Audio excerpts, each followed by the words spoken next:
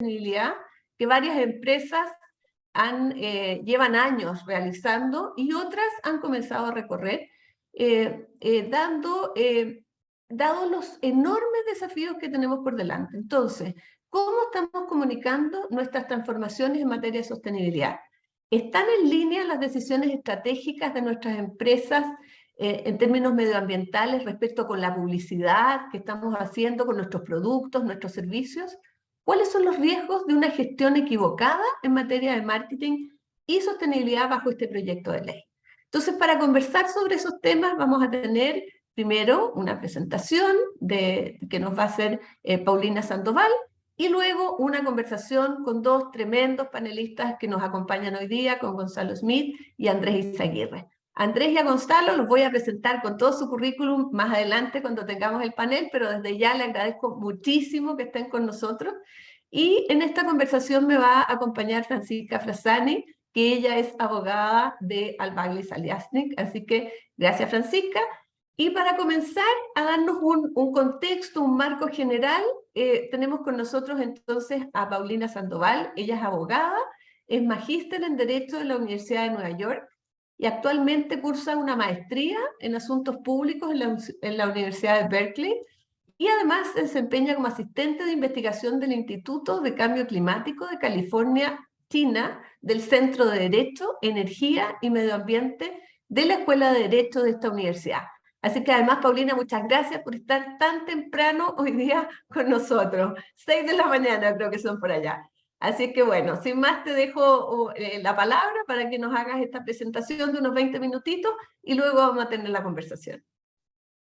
Gracias, Marcela, por la presentación y gracias a Acción Empresa y a Albagli Saliasnik también por invitarme a conversar de este tema que es tan interesante. Voy a compartir la pantalla con la presentación. Ahí. Marcela, ¿se puede ver? Se ve perfecto. Ya, perfecto, muchas gracias. Bueno, entonces, la idea de poder tener esta conversación es principalmente respecto, o hablar más bien, de las claves del proyecto de ley sobre el lavado verde de imagen que está actualmente en el Congreso. Yo creo que a todos nos ha tocado, todos los días nos encontramos con afirmaciones como productos que son compatibles con el medio ambiente, ecológicamente seguros, verdes, sustentables, carbono neutral, ecológico, biodegradable, compostable, orgánico, libre de químicos, eficiente energéticamente, y así un sinfín de afirmaciones ambientales que hacen las empresas para promover sus productos o servicios. Y en general creo que como consumidores no estamos muy conscientes de lo que estas afirmaciones significan, o más bien de lo que no significan, y es ahí donde el greenwashing o el lavado verde de imagen entra a tener un rol. ¿Qué es el greenwashing? El greenwashing es realizar afirmaciones falsas o engañosas sobre los atributos o los beneficios ambientales de productos o servicios, o sobre las operaciones de una empresa o su impacto en el medio ambiente, con la finalidad de inducir conducta en consumidores o inversionistas. Esta es una conducta que es amplia y crecientemente reprochada porque a una mayor conciencia ambiental, muchas veces los factores ambientales son determinantes en las decisiones de compra o de inversión, y por lo tanto juegan un papel muy relevante. Ahora, ¿cuándo nos encontramos frente a ciertos tipos de greenwashing? Cuando se realizan aseveraciones respecto de atributos genéricos de un producto o servicio que no son verificables, por ejemplo, como si es verde, si es sostenible o ecológico. Cuando se realizan afirmaciones sobre un producto cuando en verdad corresponde solo una parte, por ejemplo, una polera que dice que es con material que se ha realizado, o sea, hecho con material reciclado, y en verdad son una parte muy insignificante o muy mínima con material reciclado. Y por lo tanto ahí se induce un error al consumidor. O cuando se utilizan etiquetas de sustentabilidad que no están amparadas en sistemas de certificación ya sea privado y sean ampliamente reconocidos, o bien que se encuentren amparados en un sistema de certificación autorizado por la entidad correspondiente. Asimismo, cuando se realizan afirmaciones vagas o poco claras, por ejemplo, ¿qué es la carbono neutralidad? O sea, puede significar tantas cosas como sea el contenido que la empresa le quiere dar, y en el fondo, por lo tanto, ahí hay una afirmación que es difícil para el consumidor poder entender de qué se trata. Otro ejemplo es cuando se promociona como sustentable el cumplimiento legal o la práctica habitual en una industria como un elemento diferenciador. Y en general estas son conductas que se han estimado que constituyen un lavado verde de imagen, sin perjuicio de que hay muchas más y hay bastante, digamos, ejemplos y literatura respecto a qué es lo que podemos entender por greenwashing. Ahora, ¿por qué ocurre el greenwashing? Primero, porque es una forma de diferenciación en mercados altamente competitivos, donde la calidad, el precio, las características de un bien o servicio son muy similares o las diferencias no son detectables para los consumidores. La protección del medio ambiente es un factor de diferenciación que es bien valorado por los consumidores. En segundo, hay mucha presión de las partes interesadas, ya sea de los consumidores, de los inversionistas o de los trabajadores, de que las empresas cumplan con un triple resultado. Esto es que obtener ganancias, que además cuiden o ayuden a mejorar el nivel de vida de las personas y cuiden el medio ambiente, y esto mientras cumplen con un nivel de gobernanza que sea transparente y socialmente responsable. Generalmente también acá hay un premio en el precio, porque si los consumidores creen que los productos y las operaciones de una empresa son respetuosos con el medio ambiente, lo más probable es que compren un determinado producto o que incluso estén más dispuestos a pagar por ello. Se hizo una encuesta el año pasado en Estados Unidos, en donde dos tercios de los consumidores estaba dispuesto a pagar más por un producto o un servicio que tuviera un impacto positivo en el medio ambiente, y esa tendencia es mucho mayor en los millennials. Y lo mismo ocurre en Chile, donde se hizo una encuesta el año pasado por Accenture, donde efectivamente el 59% de las personas dice que las marcas influyen de forma positiva para consumir de manera más responsable. Entonces, ahora, ¿por qué ocurre el greenwashing? Muchas veces por desconocimiento y también porque no existen estándares que orienten las afirmaciones ambientales que realizan las empresas. O sea, que digan, qué afirmaciones ambientales se pueden realizar y qué es el contenido o cuál es el contenido que dichas afirmaciones ambientales tienen. Ahora, ¿cuál ha sido la tendencia en la legislación comparada? En general, había una evolución desde la autorregulación a una regulación mucho más intensa. En general, algunos países establecen directrices tanto para las empresas como los consumidores para identificar el greenwashing. Este es el caso de la Comisión Federal de Comercio en Estados Unidos, que es el equivalente al CERNAC, en donde establece una prohibición general de no realizar, digamos, publicidad engañosa, y contiene una guía verde que es la que establece, o sea, entrega ciertos lineamientos respecto de qué conductas se pueden considerar engañosas en materia de atributos ambientales. Ahora, la Comisión Federal de Comercio ahora está actualmente evaluando la necesidad de dictar una regulación que trate específicamente esta materia. Ahora, hay otros países que se han reforzado la fiscalización y las sanciones. Por ejemplo, el caso de Francia, se acaba de modificar el Código de Comercio francés, que incluso contiene penas de hasta 2 años de cárcel en el caso de greenwashing, y algunas multas bastante considerables. También es importante tener en cuenta que el establecimiento o que la realización de afirmaciones sobre atributos ambientales de bienes o servicios está asociada a la expansión de sistemas de certificación y etiquetado, porque precisamente estos son los que permiten darle contenido a dichas afirmaciones, y pueden ser públicos o establecidos, digamos, por las entidades, las autoridades públicas, como en el caso de la etiqueta verde de la Unión Europea, que tiene más de 30 años, o privados, como el caso de ciertos, hay muchos, pero como el caso de ciertas certificaciones en materia de uso sustentable de materias primas provenientes de bosque. Asimismo, lo que vemos afuera es una creciente regulación en materia de greenwashing, ya sea de forma general, porque se incluye como una hipótesis en las leyes de protección al consumidor, que es lo que ocurre en Francia, que recientemente se modificó el código, o en la Unión Europea, que hay una propuesta de modificación de la directiva de prácticas desleales, donde específicamente se incluye esta conducta para ser sancionada. Digamos, es una tendencia de regulación general, o también hay regulaciones específicas respecto de atributos ambientales o de afirmaciones ambientales de bienes y servicios, por ejemplo, una propuesta de directiva o de regulación en la Unión Europea que acaba de salir hace 2 semanas y que regula de manera específica esta materia y que es bastante, digamos, detallada en la materia. Y por último, también vemos una tendencia que es que va en paralelo y que es el creciente aumento de exigencias en materia de reporte, de criterios de sustentabilidad en materia ambiental, de gobernanza y social, en donde a cierto tipo de empresas se le exigen estas obligaciones de reporte y el cumplimiento de estándares que permitan comparar a las distintas industrias en materia de cumplimiento de criterios de sostenibilidad. Ahora, ¿qué pasa en Chile? En Chile, yo creo que obviamente hemos ido un poco más lento en la materia, aunque como decía Marcela, esto efectivamente ha tenido un desarrollo bastante importante en los últimos años.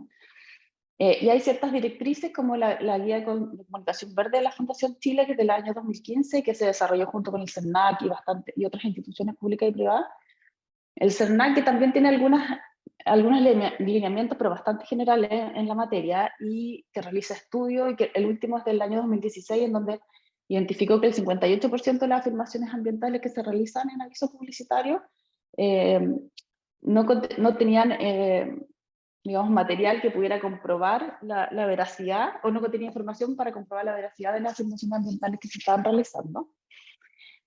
También tenemos el Código de Autorregulación Publicitaria, que también establece criterios en materia de publicidad verde que son más o menos extensos. Y la regulación que actualmente tenemos es lo que se encuentra establecido en la Ley de Protección al Consumidor, donde se establece el derecho a una información veraz y oportuna, el derecho de los consumidores, y a la protección a la seguridad en el consumo de bienes y servicios, así como en la protección de la salud y el medio ambiente. Asimismo, se sanciona el inducir error o engaño respecto a los componentes de un producto y el porcentaje en que ello concurre. Por ejemplo, si yo digo que un producto es 100% reciclable, también se sanciona, se induce a error o engaño respecto de la idoneidad de un bien o servicio para un fin determinado, por ejemplo, que sea eficiente energéticamente, o respecto de las características relevantes de un bien o servicio, por ejemplo, que un envase sea reutilizable, o de su condición de no producir daño al medio ambiente, o ser reciclable o reutilizable. Esto tiene una sanción de multa.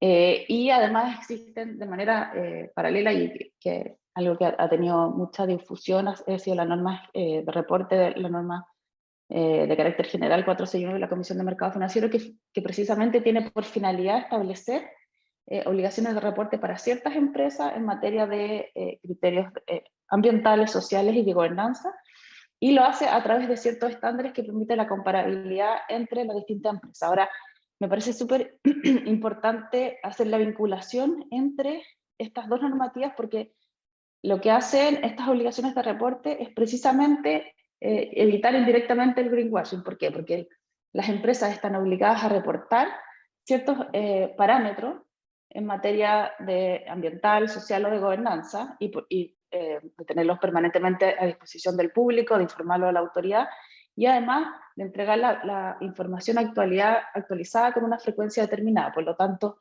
es mucho más difícil que una empresa pueda hacer este tipo de afirmaciones en circunstancias que la información está disponible respecto a cómo ha sido su cumplimiento ambiental, y cuáles son, cómo cumple los distintos criterios que establece la norma. Ahora, en cuanto al proyecto de ley del lavado verde de imagen, como señalaba Marcela, acaba de ingresar en el Congreso el año pasado. Esta es una iniciativa parlamentaria, está recién en su primer trámite, y está, digamos, se aprobó en general en la Comisión de Medio Ambiente de la Cámara de Diputados, y está, digamos, esperando que se vote en sala. Y acá me parece súper importante hacer la distinción entre la publicidad de sustentabilidad y la publicidad de atributos ambientales, porque efectivamente el proyecto de ley regula principalmente la publicidad de sustentabilidad y realiza algunas modificaciones de la publicidad de atributos ambientales, pero que son bastante menores. Entonces, para entender un poco qué es lo que hace el proyecto de ley, el proyecto de ley lo que primero establece ciertas definiciones, señala qué es lo que son afirmaciones ambientales, por ejemplo, son aquellas que se consideran beneficiosas para la protección del medio ambiente o el menor impacto ambiental. el lavado verde de imágenes, la publicidad de sostenibilidad o de sustentabilidad que se realiza, digamos, en cumplimiento de las disposiciones de la ley. Y lo que me parece más importante destacar es qué es lo que se entiende por publicidad de sustentabilidad, y es aquella que comunica prácticas responsables y sustentables en las dimensiones sociales, ambientales y económicas. Y acá es importante detenerse en este punto, porque efectivamente lo que regula el proyecto de ley no es solo la publicidad sobre tributos ambientales, sino que incorpora lo social y económico. Por lo tanto, acá hay digamos, una innovación que generalmente yo no he visto en otras legislaciones, en donde se centra más bien en ciertos criterios de sustentabilidad y en criterios ambientales, pero esto también es mucho más amplio lo que abarca el proyecto de ley.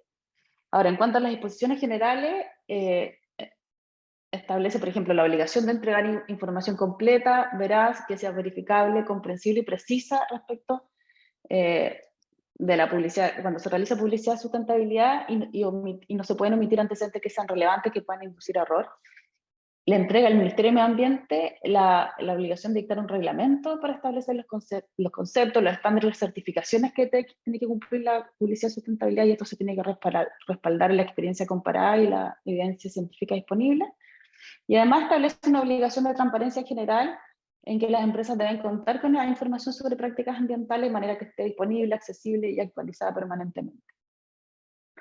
Ahora, establece algunas prohibiciones generales, como por ejemplo, no se puede publicitar como sustentable el cumplimiento legal o reglamentario, o el cumplimiento de medidas de mitigación, reparación o compensación, o medidas voluntarias establecidas en autorizaciones ambientales. Tampoco se puede hacer publicidad de sustentabilidad a empresas que hayan sido condenadas por daño ambiental o sancionadas por la superintendencia por infracciones graves o gravísimas, y también establece ciertos periodos de tiempo en que no se puede realizar esta publicidad de sustentabilidad. Tampoco lo pueden hacer aquellas empresas cuyos socios, accionistas, directores, gerentes hayan sido condenados por delitos contra defensores ambientales, prácticas antisindicales o vulneración de derechos fundamentales. Y por último, no pueden realizar afirmaciones ambientales los titulares de proyectos en evaluación ambiental, salvo aquellos que son obligatorios en virtud de la ley 5.300. En general, las multas están en el rango de las 4.500 UTM respecto a la obligación general de entregar información precisa, de la prohibición de promocionar el cumplimiento legal o reglamentario, y de evaluaciones de aquellos proyectos que están evaluando en el CIA, y esta obligación de transparencia. Ahora, la multa se duplica y además se le asuma la prohibición de emitir publicidad por 5 años cuando se incumplen aquellas prohibiciones relacionadas con la sanción impuesta por la superintendencia, daño ambiental, delitos de los defensores, condenas por delitos contra el defensor ambiental, etc. Y asimismo, algo que es bien, digamos, novedoso, es que se sancionan los medios de comunicación que emiten publicidad de sustentabilidad en incumplimiento de estas obligaciones, donde las multas es el doble del beneficio por la emisión de estos avisos publicitarios. Y se establece además un registro de sentencias que el Ministerio de Medio Ambiente tiene que llevar de manera de tener un registro, digamos, público respecto a las sanciones en la materia.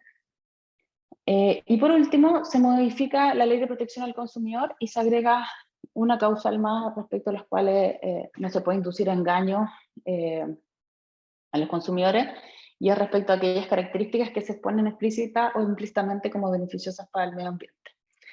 Ahora, yo creo que son los desafíos de la regulación en esta materia? Primero, yo creo que es importante señalar que lo que nos interesa es que la mayor cantidad de empresas realicen afirmaciones ambientales y que estas obviamente estén sustentadas en criterios y en estándares que representen un impacto real en el medio ambiente. ¿Y por qué nos interesa? Porque efectivamente significa que hay más empresas que están adoptando medidas de sustentabilidad que van más allá del cumplimiento legal o reglamentario. Ahora, la legislación o la regulación o la política pública en la materia debería tender a ese fin primero, y segundo, a que aquellos que no cumplen con estos criterios o estándares generales no puedan realizar esta información, o sea, publicidad de sustentabilidad o atributos ambientales, porque efectivamente aquí hay una confianza pública que se ve vulnerada y que cada vez es más importante para los consumidores e inversionistas el comportamiento ambiental de las empresas o los atributos ambientales de productos y servicios.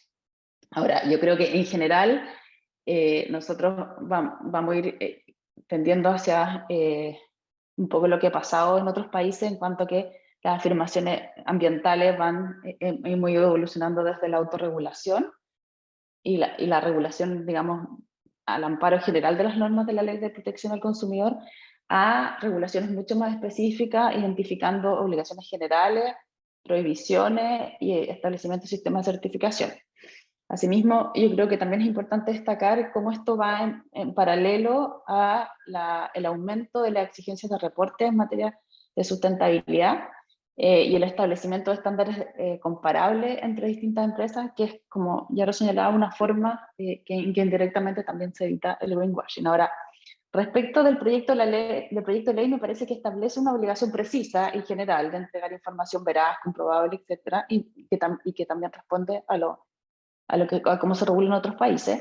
También me parece relevante destacar que hay normas de transparencia, tanto la obligación de las empresas de mantener esta información permanentemente disponible y actualizada, como este registro que lleva el Ministerio de Medio Ambiente de las sanciones en la materia, porque actualmente esa información no se encuentra disponible. Ahora, también establece multas que son mayores a la Ley de Protección del Consumidor y por lo tanto uno podría decir que este aumento de multas permite cierta desincentivo a las conductas. Identifica algunas prohibiciones generales, como las de hacer publicidad respecto al cumplimiento legal o reglamentario, que me parece que está bien, porque obviamente es el mínimo, pero hay otras respecto de las cuales me parece que hay, o que podrían existir ciertas dificultades respecto de cómo uno puede acreditar el cumplimiento, o sea, puede acreditar que no hay una infracción a esas prohibiciones, como es el caso, en el caso en que existan demandas por daño, o sea, condenas por daño ambiental o sanciones de la Superintendencia de Medio Ambiente. También en el caso de aquellos proyectos que están en evaluación en el CIA, es raro que la ley prohíba la realización de afirmaciones ambientales, salvo en los casos que es obligatorio, porque es un principio fundamental en la evaluación ambiental de proyectos, la participación ciudadana, y eso es lo que se promueve, y muchas veces en que esta participación ciudadana es voluntaria, por lo tanto lo que estaría haciendo la norma es restringir esa posibilidad. Ahora, y ya para ir terminando, respecto del proyecto de ley, lo que sí me parece relevante destacar es que el proyecto de ley no es consistente con el sistema de certificación ambiental que ya existe en Chile. O sea, le entrega al Ministerio de Medio Ambiente la atribución de dictar este reglamento y establecer estos criterios, certificación, etcétera, en circunstancias en que el Ministerio de Medio Ambiente ya tiene esta atribución desde el año 2016 con la Ley de Responsabilidad Extendida al Productor, y el Ministerio de Medio Ambiente tiene la atribución de entregar certificados, rótulos, etiquetas, a bienes, productos, servicios, respecto de ciertos criterios de sustentabilidad. Y para hacer eso tiene que dictar un reglamento, y ese reglamento no se ha dictado. Entonces,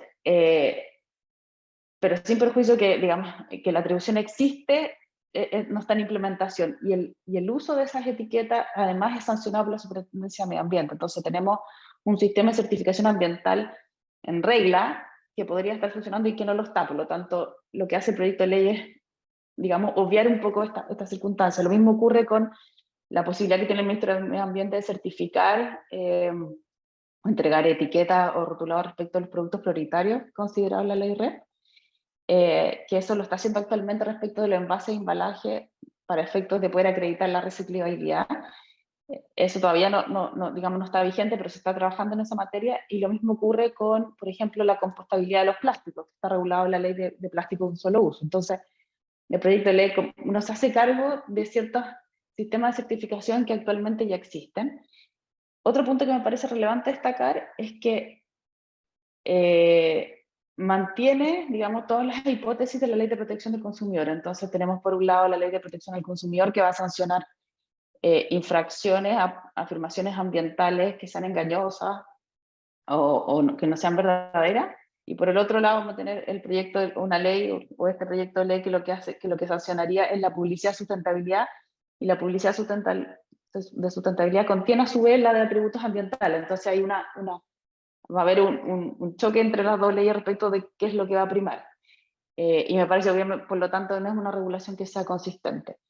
Y por último, quisiera señalar que también hay que analizar cuál es el efecto que esto podría tener en otras normativas, en otros sistemas, como es precisamente las obligaciones de reporte a través de lo que está regulando la Comisión de Mercado Financiero y que nace de la atribución que le da la Ley de Cambio Climático a la Comisión para efectos de establecer obligaciones de reporte en materia de cambio climático y de impacto ambiental para cierto tipo de empresas, y por lo tanto tampoco hay ahí una vinculación, o no sé si había un análisis, digamos, pero no se desprende de lo que ha sido la tramitación legislativa hasta ahora, y por lo tanto me parece que también ahí debería haber una vinculación para hacer más armónico el sistema. Bueno, esa ha sido mi presentación, espero que no haberme pasado de los 25 minutos, y en verdad muchas gracias Marcela. Gracias, Paulina. No te pasaste, no te preocupes. Te voy a pedir, por favor, que saques tu presentación ahí para que podamos conversar, pero muy interesante porque además de ver lo que está pasando en otras partes del mundo, también nos hiciste ahí unos puntos ciegos o unas incoherencias que ves en esta propuesta, y que bueno, parte de eso es lo que vamos a conversar con nuestros panelistas, así es que quiero presentarles a ustedes y darle la bienvenida a Gonzalo Smith. Gonzalo es abogado, licenciado en Derecho de la Pontificia Universidad Católica de Chile y LLM de Harvard Law School y MBA de la University of Arkansas. Gonzalo es gerente de Asuntos Legales y Gobernanza y secretario del directorio de Falabella S.A. Además es director de ICARE y presidente del Círculo Legal. Así que muchas gracias y bienvenido, Muchas Gonzalo. gracias, Marcela. Muchísimas gracias a todos por la invitación.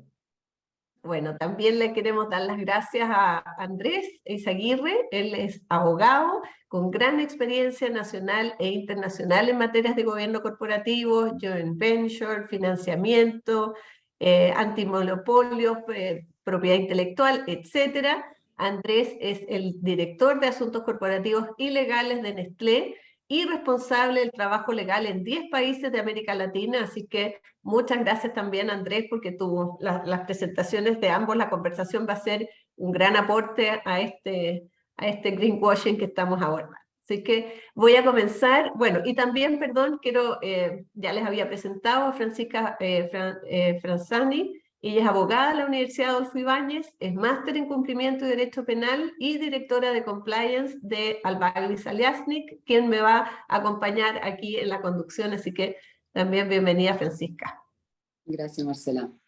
Vamos a conversar primero con Andrés, porque Andrés, bueno, Falabelas también está en varias partes de América Latina, pero Nestlé está en varias partes del mundo, siendo una empresa multinacional, y por lo tanto este tipo de legislaciones seguramente ya están rigiendo en varios de los países en los que ustedes están. Entonces me gustaría preguntarte, ¿qué medidas han implementado para asegurar que los productos, los servicios, sean, por un lado, realmente sostenibles o tengan la categoría que sea efectivamente comprobable, como decía Paulina, y no haya riesgo de greenwashing? Gracias, hola Marcela, hola a todos. Gracias ahí por la invitación y por la discusión. Muy buena la presentación ahí de Paulina, súper interesante la verdad, y los alcances jurídicos que puede tener para nuestra legislación.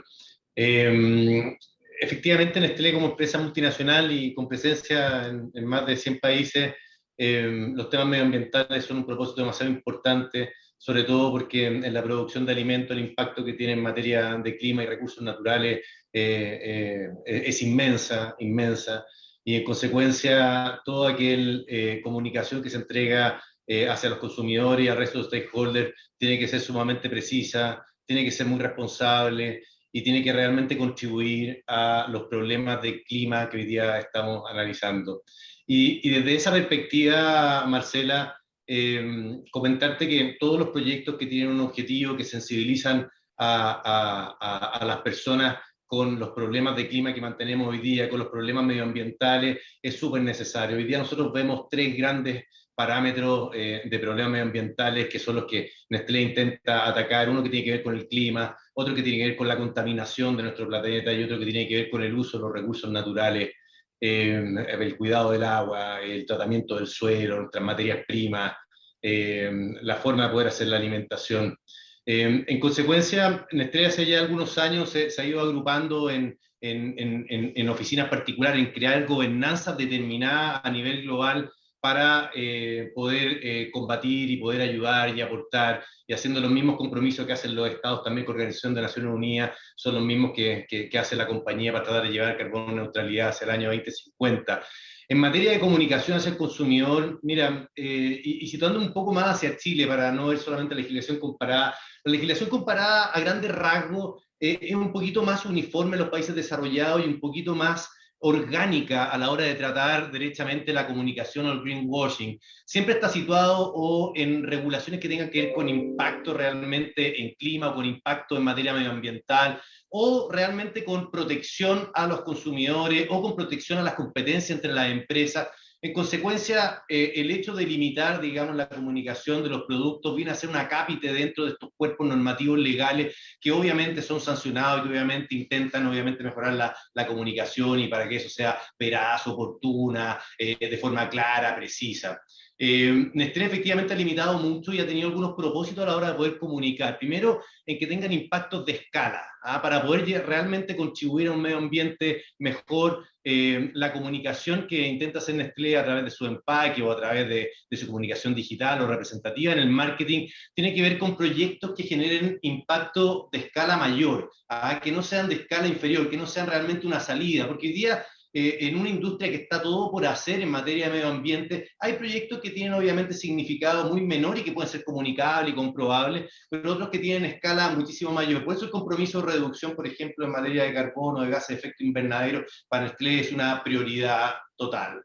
Lo mismo tiene que ver en materia de nuestros productos, nuestros envases, que tiene que ver con hacer envases más saludables y más amigables al medio ambiente. Obviamente en materia de plástico a nivel general, estamos haciendo cambios trascendentales para poder mantener envases y embalajes que sean mucho más amistosos al medio ambiente y de esa forma comunicar. Pero la industria, por ejemplo, el reciclaje, en eso en particular, es una industria todo por hacer. Existe muy poco, hay poco en el mundo, no solamente en Chile. Hay otros tipos de eficiencia en el mundo más aceptada, como la eficiencia energética, que en Chile no se da con nuestra nueva marco regulatorio, la ley REP. En consecuencia, hay mucho por hacer y hay poco de experiencia internacional para el mundo del reciclaje. Lo mismo en materia de cuidado de cuidar nuestros recursos naturales, como el caso de la función hídrica o como el caso de los tratamientos del suelo para la generación de alimentos. Muchas gracias, Andrés.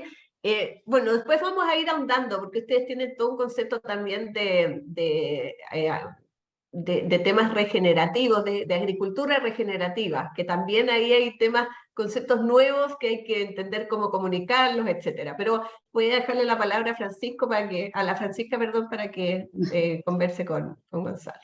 Gracias, Marcela. Sí, Gonzalo, bueno, yo te quería preguntar en cuanto a Falabella, ¿cuáles son los principales desafíos que han enfrentado y que enfrentan en la implementación de prácticas sostenibles? ¿Cómo lo han ido abordando? Y si es que han visualizado o visualizan a futuro resultados tangibles para el negocio en sí cuando realmente se hace gestión en este tema. Súper, muchas gracias, Francisca. A ver, yo creo que los desafíos son varios, ¿no? Y me encantó la presentación de la Paulina. Aprovecho de darle las gracias. Creo que abordó de manera súper precisa y responsable qué es lo que está en el contenido del proyecto de ley. Y después me gustaría comentar un par de cosas al respecto. Yo creo que los desafíos principales son varios. Lo primero es que uno tiene que definir como organización de qué manera empiezas tu trabajo y hacia dónde orientas, pensando en el greenwashing, ¿no? Pero hacia dónde orientas primeramente tus declaraciones o tus acciones. Y esto lo comento por lo siguiente. Yo llevo en Falabella 7 años. Y cuando llegué, una vez conversando con un alto ejecutivo de nuestra filial Falabella Retail, la tienda por departamento, le pregunto, oye, ¿qué estamos haciendo en esta materia? Muchos años atrás esto.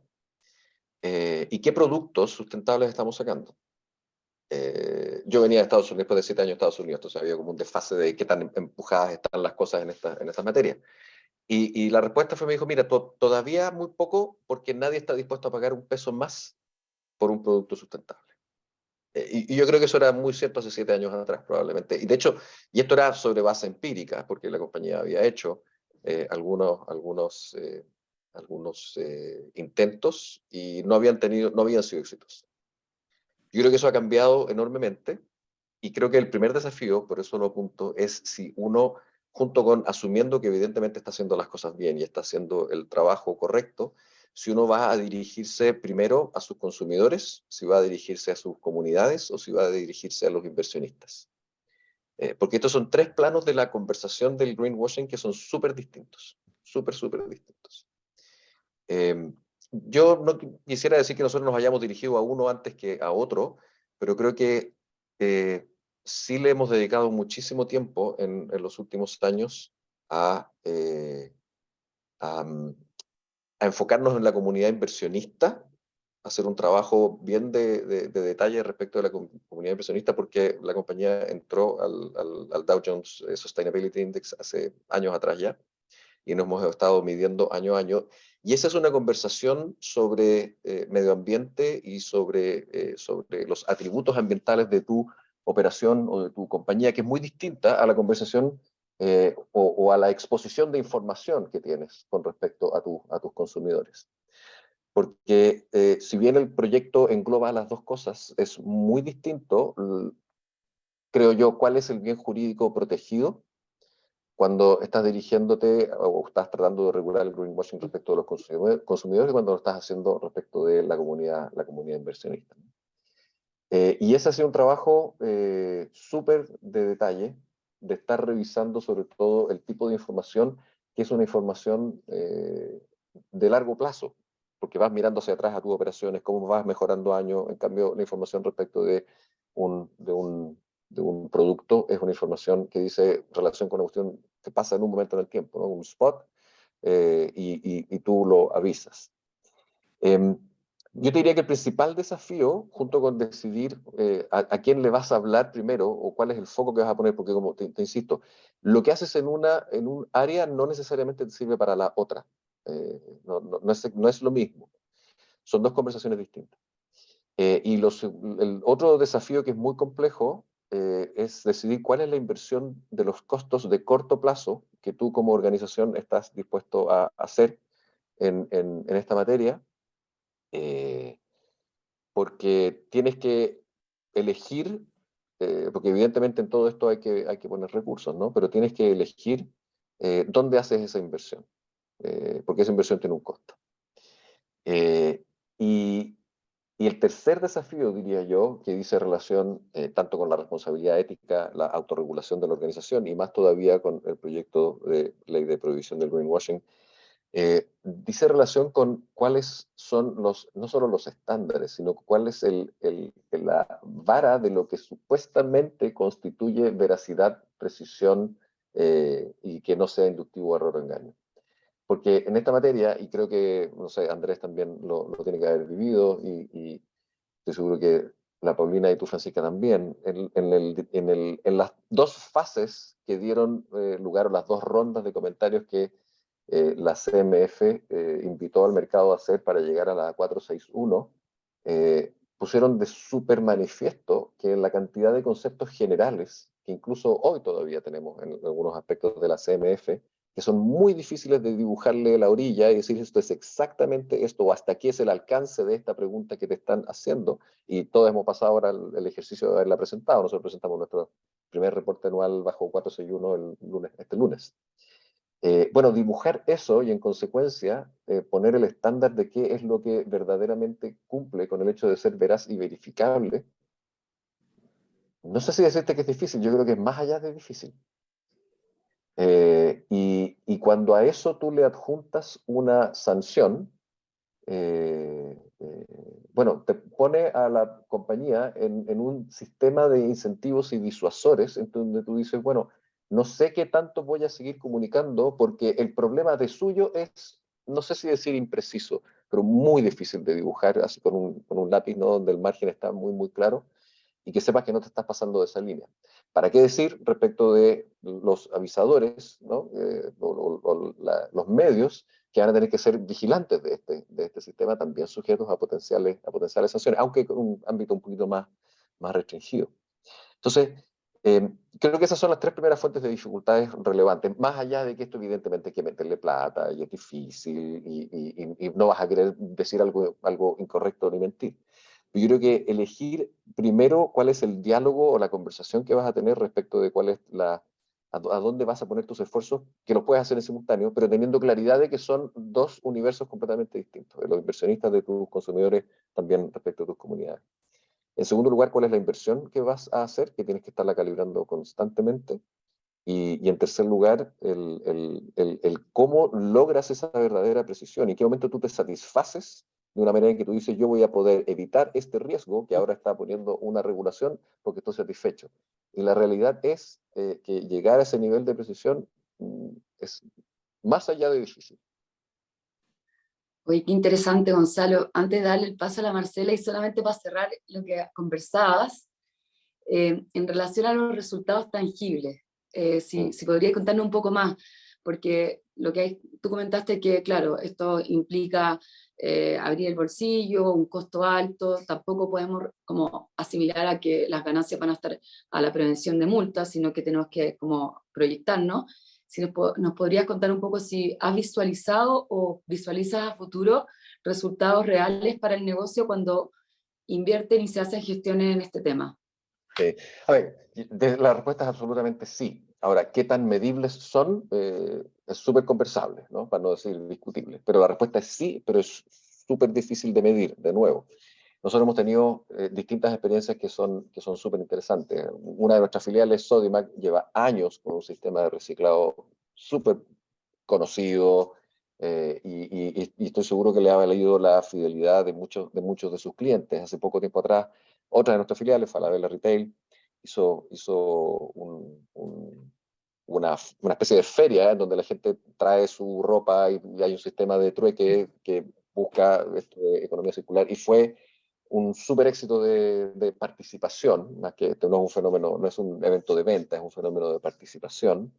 Y tuvo muchísima cobertura, pero de nuevo, es muy difícil medirlo porque de alguna manera también tú lo que estás haciendo es invitando a un público que probablemente está relativamente huérfano, al que le preocupan mucho estas cosas, que va y participa, ves muchísima actividad en redes sociales.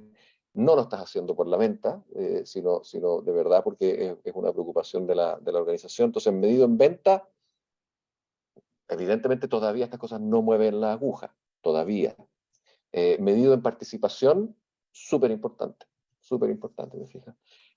Y lo que sí tú hoy día puedes medir, bueno, nosotros hace un par de meses atrás, no recuerdo exactamente cuándo, un mes probablemente, un mes y medio, anunciamos nuestros objetivos de carbono neutralidad, que están planteados hacia el 2035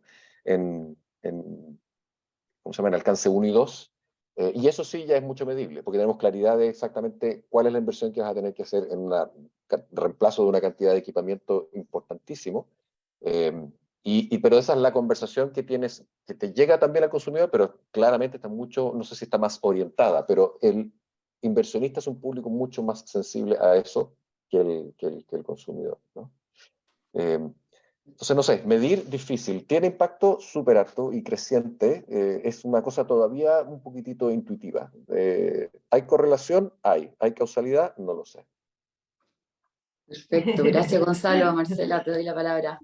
Sí, oye, interesante. Y sigamos esa conversación por donde mismo estábamos abordando ahora, Andrés, porque como decía Gonzalo, sin duda, los últimos años se ha acelerado la toma de conciencia en materia de sostenibilidad. Los clientes dicen que preferirían productos pero no sé qué tanto efectivamente se demuestra en la compra. ¿Cómo perciben ustedes realmente en ese último tramo el interés que tienen las prácticas sustentables de Nestlé en este caso respecto a sus consumidores? ¿Cómo lo comunican? Y quisiera preguntarte cómo alineas a la organización, porque acá en general la publicidad las hacen las empresas publicitarias, y está todo el área de marketing, y está todo el área legal. ¿Y cómo ha sido eso también alineamiento para que todo no termine en tu oficina, Andrés? Sí, es el desafío más grande, Marcela. La verdad que estoy muy de acuerdo con Gonzalo. en que a lo menos los estudios que tenemos nosotros, caso del SEM en materia de consumidor, por ejemplo, estudios de Ipsos, primero que todo, yo creo que partir unas cuadras más atrás, la conciencia medioambiental del consumidor, la información que tiene el consumidor y la gente en particular, es muy básica respecto a los problemas medioambientales, porque nunca nadie ha comunicado o ha educado, digamos, las implicancias reales que existe en los impactos que generan ciertos productos al medio ambiente. Entonces, si uno mira las mediciones, por ejemplo, en caso de alimentos, dentro de las preocupaciones más importantes en la comunicación hacia el consumidor, mucho más arriba y adelante está el tema del contenido nutricional del alimento, está el contenido funcional del alimento, el minuto de consumo del alimento, antes de si este tiene algún tipo de impacto medioambiental o no, ya sea por su envase, por su funcionalidad o por su procedencia. Y luego respecto si es que realmente se paga o no se paga, ahí sí que tenemos evidencia grande, digamos, en que el consumidor le gusta, lo aprecia, ha ido escalonadamente tomando más relevancia en su decisión de consumo, pero te digo que en los últimos 5 años vemos una relevancia de 7 a 15% en su preferencia de consumo, pero no paga un solo peso más, digamos, en virtud de lo que señala. Entonces, aquí, lamentablemente, si uno lo quiere medir a nivel de retornos, crecimiento en venta, margen, yo creo que estamos años luz. El problema es el huevo o la gallina. Mira, yo creo que si no existiera la crisis del cambio climático en particular, en que está amenazando la existencia de la humanidad, digamos, de forma de poder vivir en límites planetarios, y si no se toman decisiones en los próximos 7 años, realmente no vamos a alcanzar y probablemente vamos a poner en riesgo a la humanidad, que es lo que más atormenta, digamos. Probablemente esto tendría un escalonamiento diferente, un escalonamiento diferente. Y como el cambio climático, la reducción de gases de efecto invernadero, no solamente tiene que ver con emisiones propiamente tal, sino que en el uso de recursos, contaminación, etcétera, es que todo se engloba en un total, y por eso ya Gonzalo también ve que Falabella también asume un compromiso con el cambio climático. Pero mi gran cuestionamiento, digamos, cuando uno va a un cuerpo legal que solamente regula el contenido de información publicitario, medioambiental, es decir, bueno, pero ¿y dónde están las cosas antes? ¿Cuál es el compromiso? Esta ley marco de medio ambiente que se publicó el año pasado, que genera un governance por estos compromisos que hace el Estado de Chile, como lo hizo con la OCDE en materia de responsabilidad penal de la empresa, por ejemplo, pero que no tienen, ahí sí que no existe ninguna sanción, ahí sí que no existe ningún presupuesto para educar, ahí sí que no existe nada, digamos, que realmente pueda poner a la ciudadanía en una forma informada para poder hacer accesible, digamos, hacia los productos que tengan una mejora medioambiental. Eso es lo preocupante, a mi juicio, de estos cuerpos regulatorios medio aislados, en que tú ya no sabes qué quiere tutelar la competencia entre las empresas, quiere tutelar los derechos de los consumidores, el cuidado del medio ambiente, qué es lo que quiere tutelar al final del día, porque me costaría mucho pensar, y no veo ninguna información, tampoco ningún estudio, de que lo que quiera tutelar es el excesivo greenwashing que hoy día usan las empresas, el excesivo publicidad engañosa que las empresas tienen en materia medioambiental, porque a lo menos yo nunca he visto un estudio que eso pudiese realmente señalarlo. Es sumamente preocupante, digamos, partir desde lo sancionatorio, desde lo punitivo para el comportamiento, más allá que lo que incentive a educar, a informar, a construir, digamos, y esa modalidad de visión que tiene nuestro país, a mi juicio, o el mundo regulatorio, versus otros países en materia comparada, o quizás mercados más desarrollados, es lo que preocupa.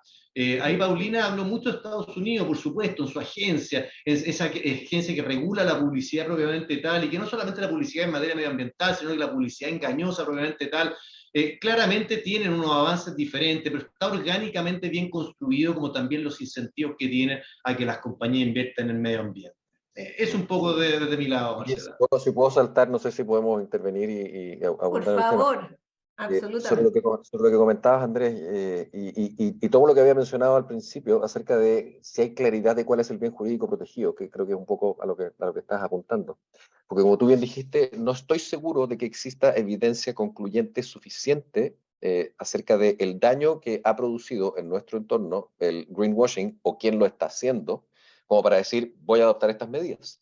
Y voy a adoptar estas medidas, además, sin hacer una distinción entre las situaciones de daño y las situaciones de alarde, que son completamente distintas. Yo creo que dañar y alardear son dos cosas súper distintas, y uno tiene, y no estoy seguro de que todas las cosas indeseables del alarde, la otra, estamos de acuerdo que dañar, por supuesto que hay que repararlo, pero no estoy seguro de que todas las cosas indeseables tengan que ser objeto de sanción punitiva por la ley. No estoy seguro, cuando no hay daño de por medio, ¿no? Porque además tú ahí generas un potencial problema o un potencial conflicto acerca de los intereses, porque como estás haciendo esta sanción respecto de algo que no necesariamente es dañoso, pero por más que te parezca indeseable, eh, lleva detrás muy probablemente algo de verdad de que estás haciendo, pero estás alardeando. Y no estoy diciendo que sea bonito ni nada, no estoy haciendo un comentario moral, estoy describiendo una situación de incentivos. Y por otro lado, estás prohibido de hacer información o de difundir información respecto de las cosas en las que estás cumpliendo con la ley. El incentivo para ir un poco más allá de la ley contra el riesgo de que la eventual opinión de un tercero que considere que sobre un estándar que además es poco verificable de suyo, yo haya hecho un alarde y terminar sancionado, te dice, mejor me quedo aquí. ¿No? Esto no voy a hacer, no voy a hacer. ¿Para qué? ¿Para qué vamos a meter en un problema? ¿No? Si solo porque alguien considere que yo alardeé respecto de algo en donde el estándar no es claro, o sea, el riesgo no es menor. Segundo, y también sobre lo que tú comentabas de si se paga o no se paga, que evidentemente como una empresa de consumo masivo tiene muchísima mejor información que la que tengo yo, ¿no? Pero es coincidente con las intuiciones, ¿no? Que nosotros vemos.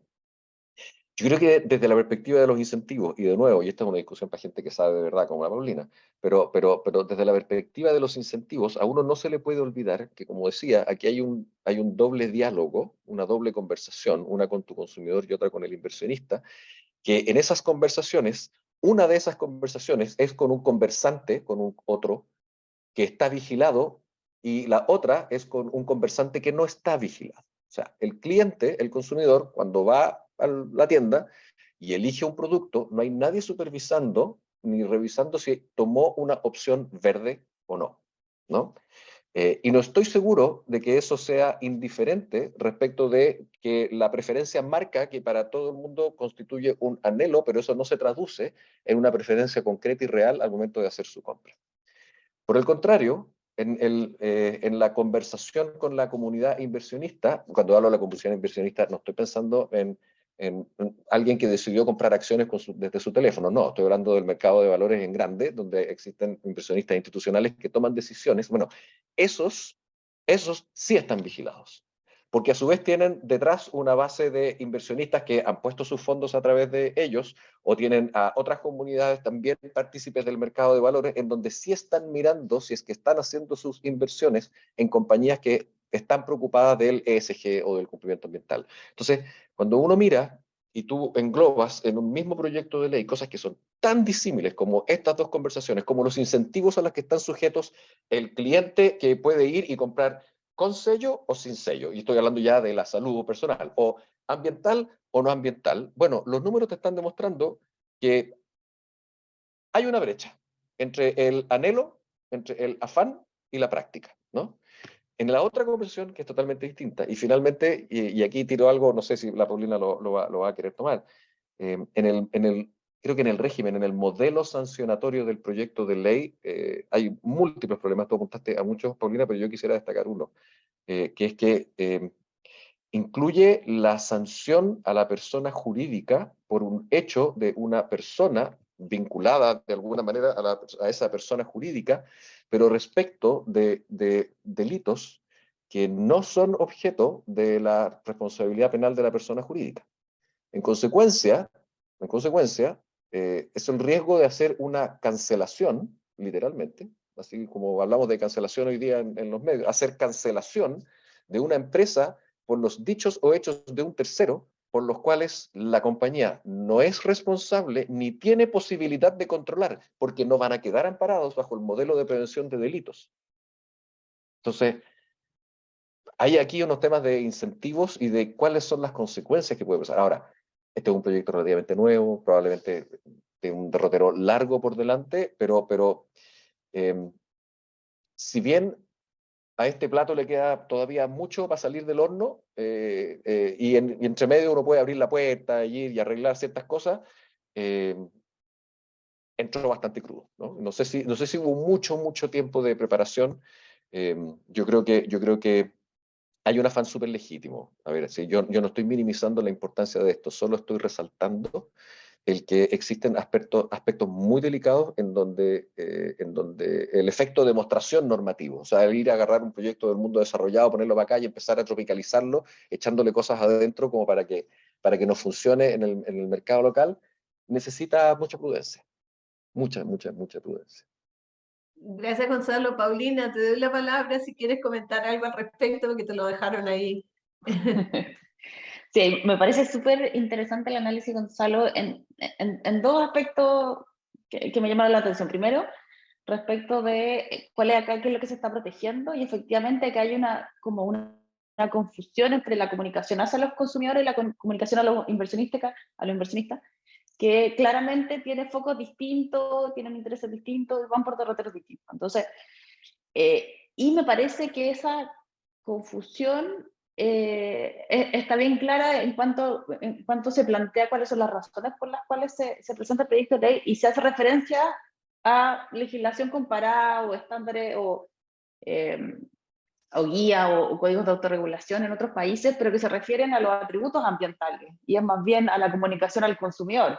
Pero al momento de regular, lo regula abarcando los dos aspectos. Entonces me parece que es bastante, que desde ese punto de vista es confuso y que tiene una amplitud bastante extensa, sobre todo porque está ligado, porque el tema de sustentabilidad o el desarrollo sustentable está definido legalmente en Chile en la ley de base del medio ambiente, por lo tanto tiene ciertas connotaciones legales que son bastante extensas, en primer lugar. Y en segundo, también me parece súper relevante lo que señaló Gonzalo respecto de los incentivos que genera en cuanto la empresa está sujeta a ciertas sanciones por los hechos de un tercero sobre los cuales no tiene control. Y eso es algo que estábamos conversando hace un par de semanas con Francisca respecto a cuál es la posibilidad que tiene la empresa de prevenir un delito respecto del cual no es responsable. O sea, se incorporan delitos contra los defensores ambientales, de homicidio, lesiones, o sea, es bastante. Entonces, ¿qué puede hacer la empresa para que alguien de sus socios, gerentes, no cometa un delito de esa magnitud? O sea, esto no es lo mismo que en aquellos delitos en que la persona jurídica sí tiene una responsabilidad o un deber de cuidado, como el caso del lavado de activos, de corrupción, etcétera, que la lógica es distinta. Entonces, me parece que ese es un súper buen punto. Y también yo creo que acá hay un problema en donde fijamos los incentivos, porque efectivamente lo que queremos es que más empresas realicen afirmaciones de sustentabilidad que sean basadas en criterios y estándares que puedan verificarse y comprobarse. Normalmente no son todas las características que puede tener un producto, porque como dice Gonzalo, es muy difícil de verificar muchas veces. Entonces, ¿dónde ponemos el incentivo? Porque finalmente una empresa lo que hace es decir, bueno, si es que yo hago X, Y o Z y me van a sancionar y no voy a poder hacer publicidad por 5 años, o sea, mejor no hago nada. Entonces, y en el fondo se genera el efecto contrario, que es precisamente el que no queremos. Entonces, me parece que esos son puntos sumamente válidos y que en el fondo, bueno, como dice Gonzalo, esto ingresó hace muy poco al Congreso y requiere, yo creo que mucho trabajo de respecto de cómo se analiza la regulación para que cumpla los fines para los cuales está pensando y que no mezcle, digamos, estos distintos niveles de comunicación de una empresa con su parte interesada. Claro, efectivamente, ahí voy a meter la cuchara un poco, Marcela. Efectivamente, con la Pauli estábamos conversando hace unos días atrás ese artículo que era como medio raro, un punto ciego de la ley, porque desde el punto de vista del compliance, uno piensa como, yo me especializo en compliance, entonces todo esto de la matriz de riesgo, de prevención, de los deberes de gestión, de los altos mandos, etcétera, ¿cómo lo atribuyes a los ejecutivos en el caso de este proyecto de ley, previniendo delitos tan distintos, en el fondo como que se desmarcan un poco del greenwashing, que son las lesiones, castración, homicidio, en contra de defensores medioambientales, que tampoco sé muy bien cuántos han ocurrido en Chile, si es que efectivamente hay que contemplarlo no en una ley. Y claro, es como un poco loco, porque que al final no tienes cómo manejar eso y como que escapa un poco. Si bien el proyecto está recién como armándose, yo creo que ahí hay mucho que trabajar, porque al final no puedes transmitir la responsabilidad de la empresa respecto de esas situaciones tan particulares que yo creo que escapan un poco el objetivo principal de este proyecto de ley. Y respecto de cómo se producen los hechos, o sea, si es una especie de hate crime respecto de un defensor ambiental, o simplemente tuviste mala suerte de agarrarte a combo en la calle y le pegaste.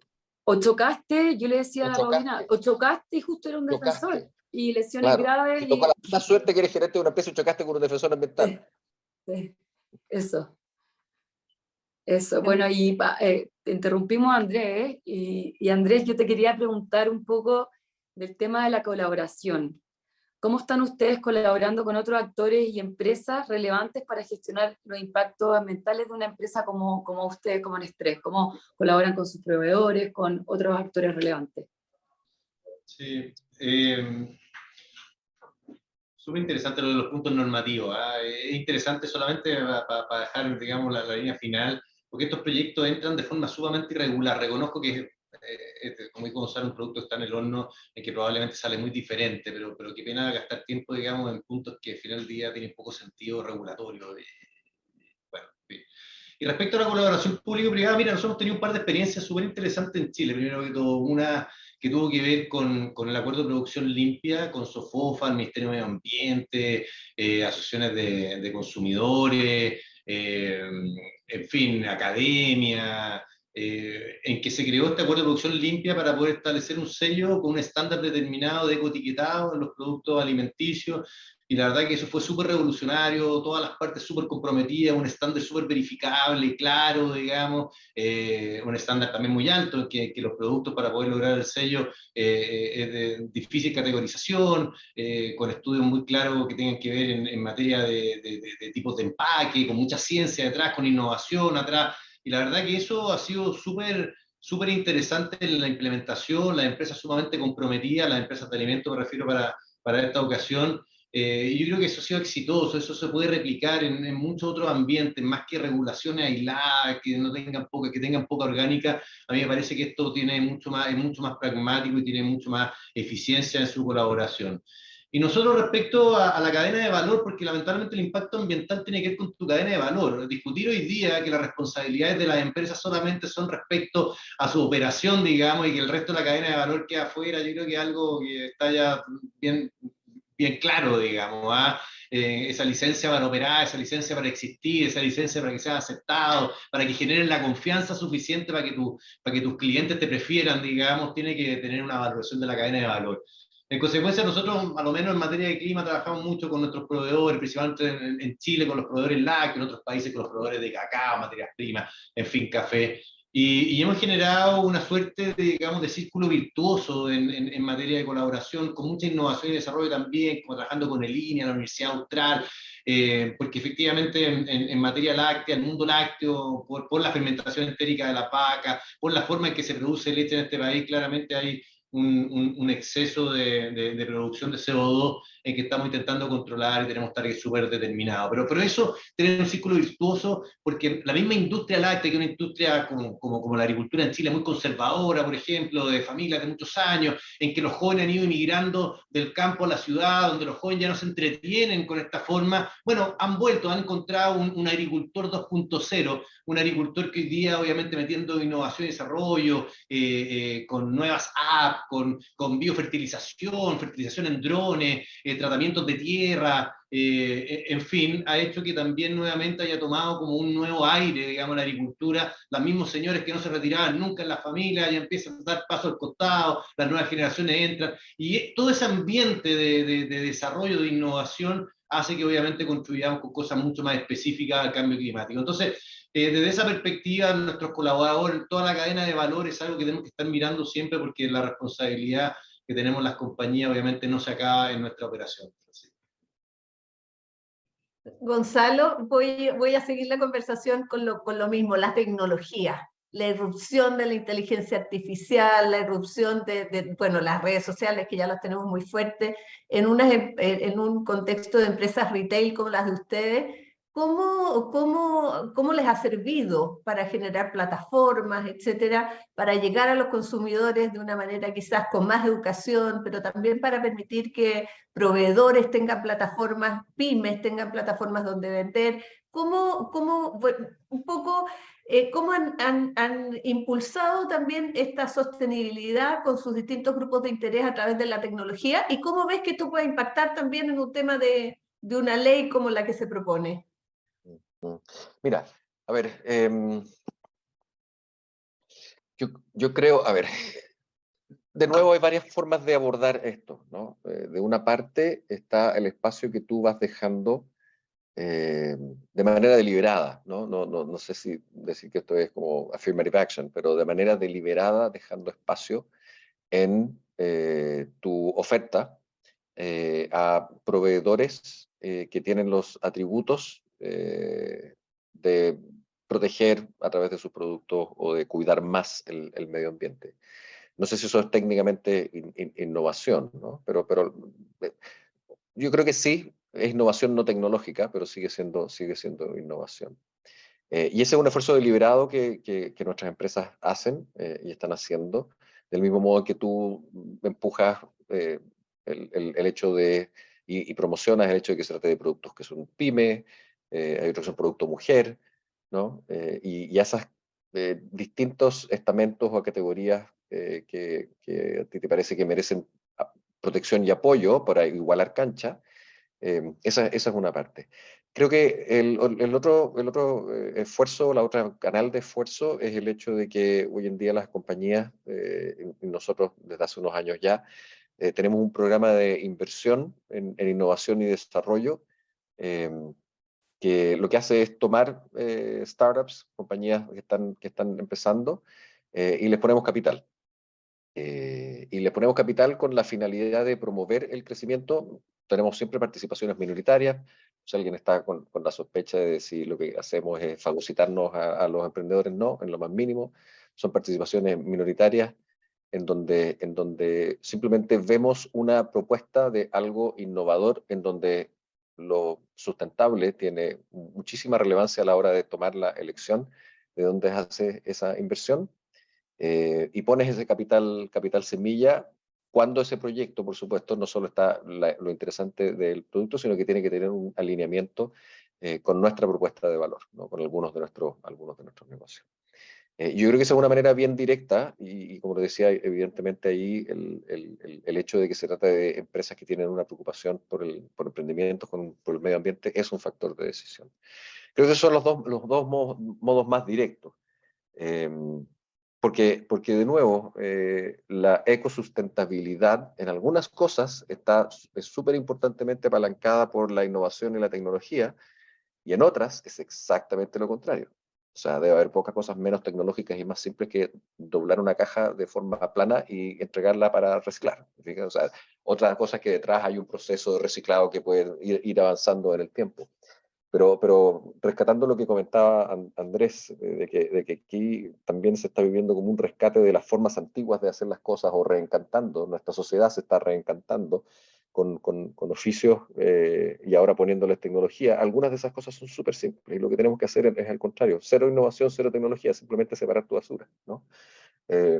Y eso también tiene un contenido muy importante. Lo que quisiera comentar con eso, lo que creo que estoy tratando de decir es que si bien la innovación y la tecnología tienen un rol importante en esto, o importantísimo en el aporte que esto puede significar en la superación de los problemas del cambio climático, si es que llegamos a lograrlo, a nivel individual, que es donde uno está en el punto de contacto con el cliente, es probablemente mucho más dependiente de los hábitos básicos que tienen cero innovación y tecnología de la mano, y en que tú puedas encontrar una sintonía con tus consumidores y ofrecerles una propuesta que les sea atractiva. Volver a lo esencial, al contacto con la tierra, la naturaleza, conocerla. Fíjate que en otros ámbitos donde hablamos de cambio climático decimos nadie puede querer respetar algo que no conoce. Entonces, bueno, hay que promover eso. Bueno, Francisca, te doy la palabra quizás preguntarles a esto respecto, hemos hablado bastante de las cosas que no nos parecen adecuadas dentro de la ley. A lo mejor podríamos hablar sobre lo que les gustaría ver.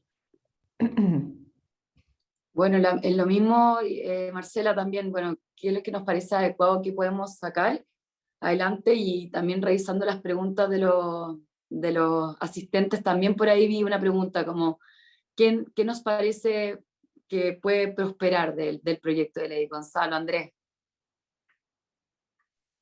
Andrés, por favor, empieza tú. Gracias, Gonzalo. Oye, sí, no, a mí me parece, tengo que decir, lo que pasa es que, y sobre todo por la audiencia, desde el mundo jurídico, yo creo que en materia de protección a publicidad engañosa, a publicidad poco veraz, creo que hay un mundo de cosas por hacer. ¿Ah? Yo eso quiero dejarlo muy, muy claro. El punto es dónde la ponemos y qué abordamos. Efectivamente, por ejemplo, en materia de daños, del engaño que produce daños, hay poco en materia de publicidad. Es poco efectiva. ¿Qué tipo de daños se abordan? ¿Cómo se sanciona? ¿Cómo se repara? O sea, desde el punto de vista jurídico respecto a la publicidad engañosa, por supuesto que hay mucho por hacer, mucho que traer. Una discusión importante en la última reforma a la Ley de Protección al Consumidor y las facultades del CERNAC, el 2016. Yo de repente como que entiendo que estos proyectos vienen un poco a subsanar, digamos, ciertas discusiones anteriores que murieron en la discusión legislativa y lo quieren volver a poner nuevamente. En fin, es un poco enredoso, digamos, de la perspectiva legal. Pero lo que sí creo que es sumamente importante, pero sumamente importante, es que hoy día Chile tenga una legislación medioambiental, una legislación que ataque, que atañe, que incentive, que eduque, que se preocupe de forma rápida respecto a los temas medioambientales más urgentes, como en el caso del impacto en clima y reducción de gases de efecto invernadero.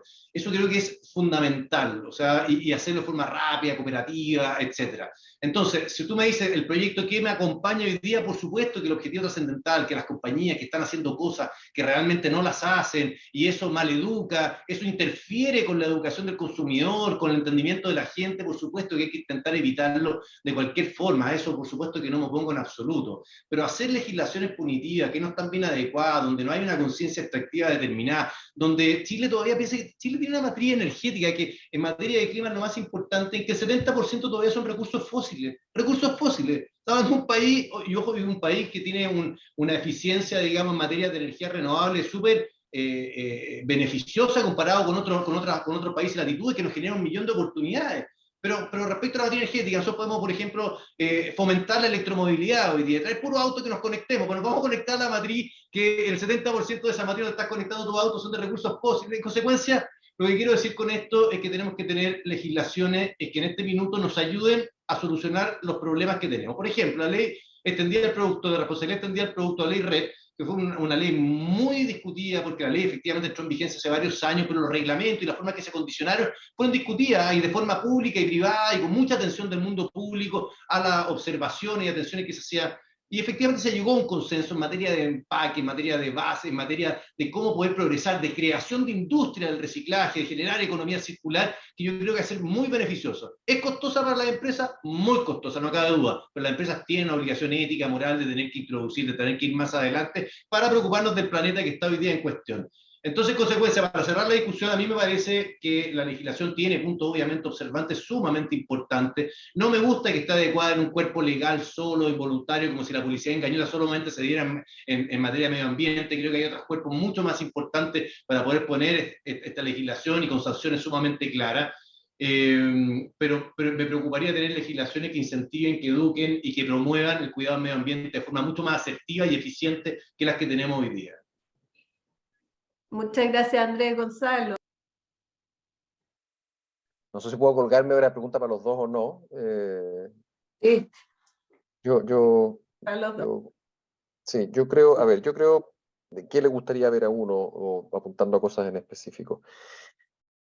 Yo creo que este debiese ser un esfuerzo razonablemente holístico y comprender a todos quienes tienen una voz en materia de ecología, medio ambiente. Y por lo tanto, no entiendo la razón por la cual solo están comprendidas las empresas. Las municipalidades hablan de sus acciones medioambientales, las ONG hablan de sus acciones medioambientales, y a mí me parece que cuando el producto subyacente, o sea, el sustrato de tu oferta y de tu diálogo con el público es de suyo ambiental, es tanto más grave que las afirmaciones no fueran correctas, veraces, fidedignas. Paulina, no me acuerdo cuántos otros calificativos más tiene la ley, pero son como 5, ¿no? Que cuando tú eres una empresa y estás publicitando un producto. O sea, a mí es como si te vuela la cabeza decir, bueno, y esto no solo debería aplicar a las ONGs, a las empresas, ¿no? Actividad empresarial, no estoy hablando del lucro, no, pero a las organizaciones cuyo producto es el medio ambiente y no están alcanzadas por esta ley. Entonces tú dices, buenamente, ¿no? Aquí hay un problemilla, ¿no? Primera cosa que yo creo que si uno quiere que esto, el greenwashing no solo tiene lucro detrás, ¿no? O lucro directo. También existe greenwashing político, también puede existir greenwashing social, a través de ONG, fundaciones, corporaciones, el Estado, u organizaciones o secciones del Estado, primero. Y no es menor esa parte. O sea, yo creo que hay un espacio enorme en donde esas cosas se pueden estar produciendo. Segundo, creo que aquí hay que tener una claridad. Creo que el proyecto tiene mucho de intenciones de política pública y tiene poco de derecho, para ponerlo en suma, ¿no? Aquí se metió una serie de ideas de política pública, pero cuando uno empieza a mirar el detalle y te vas dando cuenta de decir, ¿cuál es el bien jurídico protegido? Tengo dudas, no me queda claro. Y hay como 3 o 4 posibilidades. Después mira y dice, ¿dónde está la causalidad sancionatoria punitiva para que de los hechos de un ejecutivo que no está dentro por actos que no son protegibles por la compañía pueda terminar sancionada la compañía? Entonces, yo creo que le falta, como te digo, hay mucha política pública, bien o mal guiada, en la intencionalidad general está ok, pero hay mucha política pública o intención de política pública y súper poco derecho en este proyecto. Muchas gracias. Oye, Paulina nos ha estado respondiendo una serie de preguntas que se han generado en el chat para que las vayan leyendo, pero Paulina, me gustaría también si puedes complementar lo que nos ha comentado Gonzalo y Andrés respecto a la legislación que se está proponiendo en Chile. Sí, a mí me parece que, bueno, tal como comenté, me parece que efectivamente hay una intención detrás que es bastante, o sea, que yo creo que todos compartimos, básicamente. Ahora, el punto es si efectivamente con la normativa que se está proponiendo se cumplen los objetivos que debería tener la regulación y si genera un incentivo o un desincentivo a la realización de prácticas de sustentabilidad. Y acá hay algo que escuché hace poco que me pareció súper interesante, y es que nadie supone la sustentabilidad porque en la práctica nadie sabe lo que significa.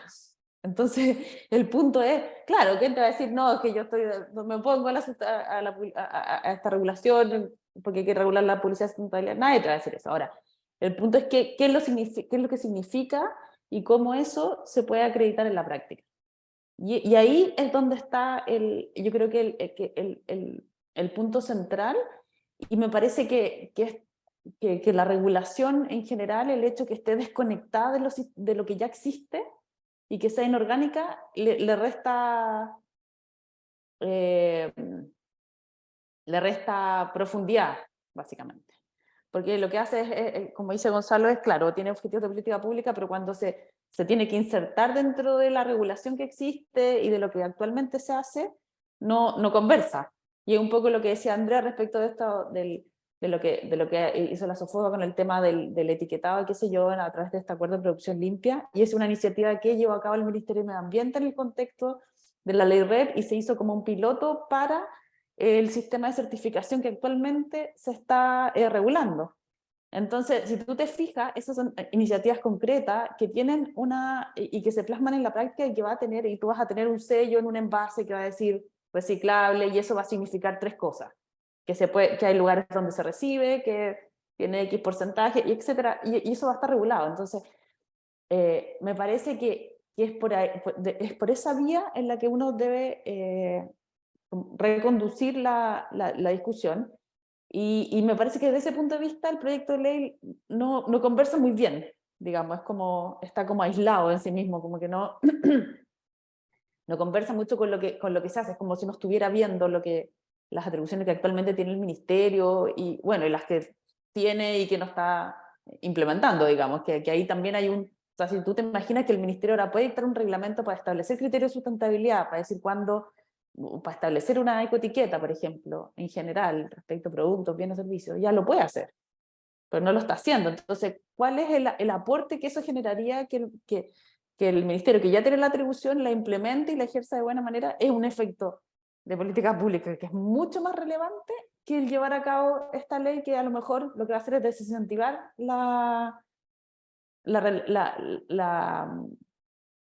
adopción de prácticas sustentables, en la medida que puede tener estos efectos que pueden ser bastante perjudiciales para quienes realizan este tipo de publicidad. Entonces, me parece que eso es lo que hay que analizar un poco, de cuál es lo que se busca, y si efectivamente la legislación, la forma que está plantado el proyecto de ley, permite alcanzar esos objetivos.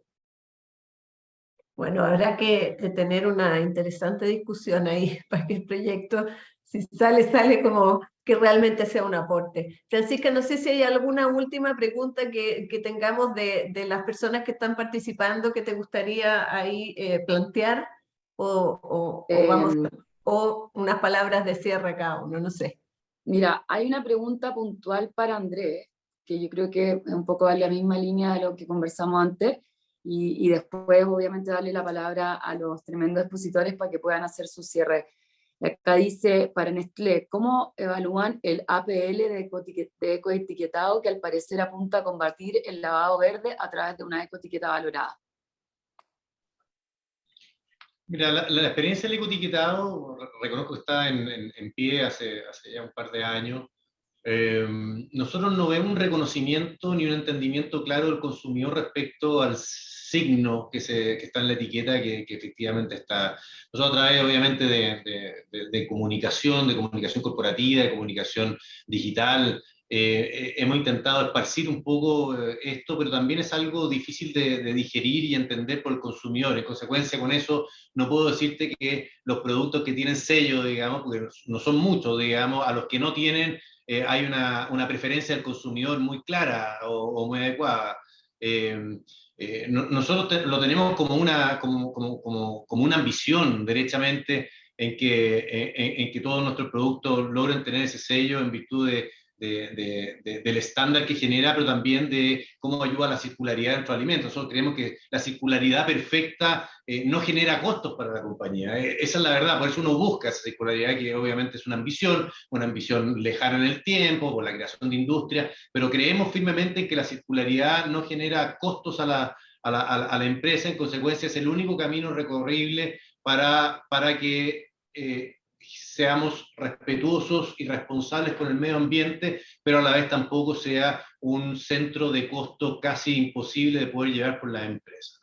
En consecuencia, como te digo, de la perspectiva del consumidor, desde la perspectiva de política pública, ha sido exitosa, que por más que no se centre hoy en una ley determinada, que sí existe proyectos en el Congreso con la misma referencia del ecoetiquetado, pero ha sido exitoso en poder implementarlo de forma rápida, sin esperar las tramitaciones legislativas, y de la misma forma ha sido muy benéfico la interacción que se ha dado con las diferentes entidades que tienen. ¿Tiene reconocimiento del consumidor? Algo poco, no hay preferencia de consumo, no se paga más por esos alimentos en particular, pero obviamente la mentalidad y la ambición es poder llegar a una economía circular que no solamente cumpla con los estándares medioambientales, sino que a su vez también nos genere costos para las compañías. Súper, gracias. Marcela, para ir Sí, cerrando. no sé, exacto, nos quedan unos 4 minutitos solamente. Entonces, Gonzalo, si quisieras decir algunas palabras de cierre, y Paulina, y con eso terminamos. Súper breve, le voy a dejar a la Paulina para que hable, porque ella sabe.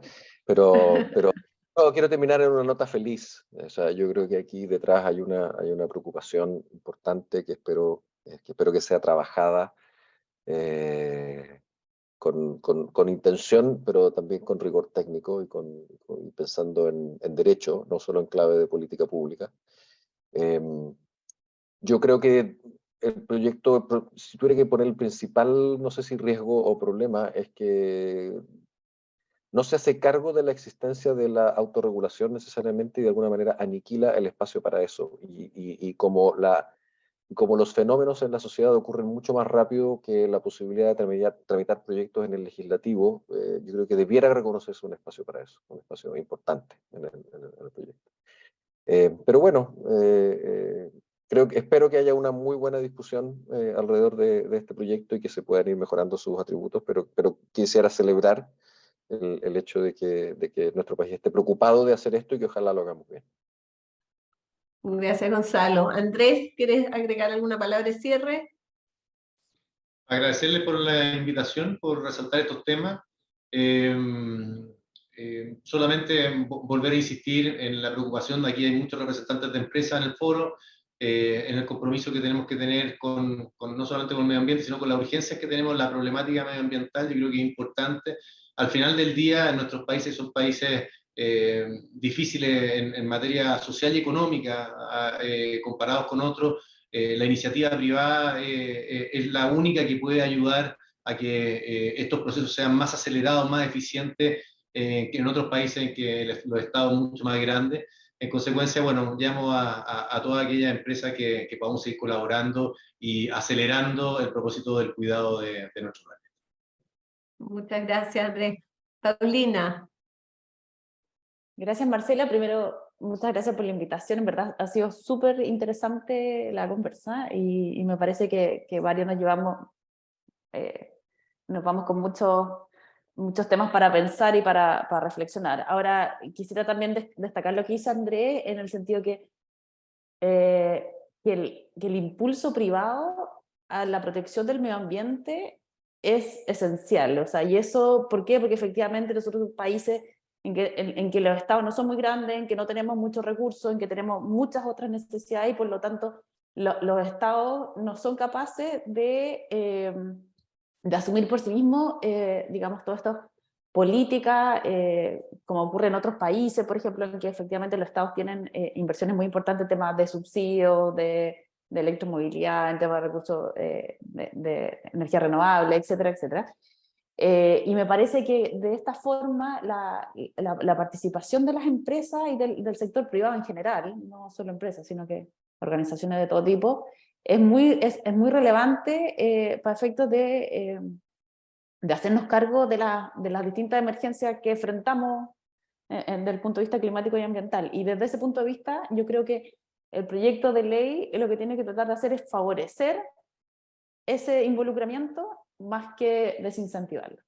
Y eso yo creo que debería ser como lo que uno debería tener en mente al momento de regular en la materia, porque lo que queremos es que más empresas hagan afirmaciones de sustentabilidad que se puedan, digamos, acreditar y que tengan sustento, y no menos. Entonces, y me parece que eso no es solo como bueno en general, sino que es especialmente importante en un país como Chile, en que efectivamente el motor, digamos, son las entidades privadas de todo tipo, digamos. Así es. Muchas gracias, Paulina. Francisca, si te quieres despedir y ahí yo cierro. Ahí sí. No, yo solamente agradecer, bueno, Acción Empresa por esta oportunidad de conversar un tema tan importante que la gente aparte no sabe y habla de él como, en verdad nadie sabe muy bien, entonces yo creo que hoy día todos nos llevamos realmente lo que es, en lo que está y lo que queremos que sea.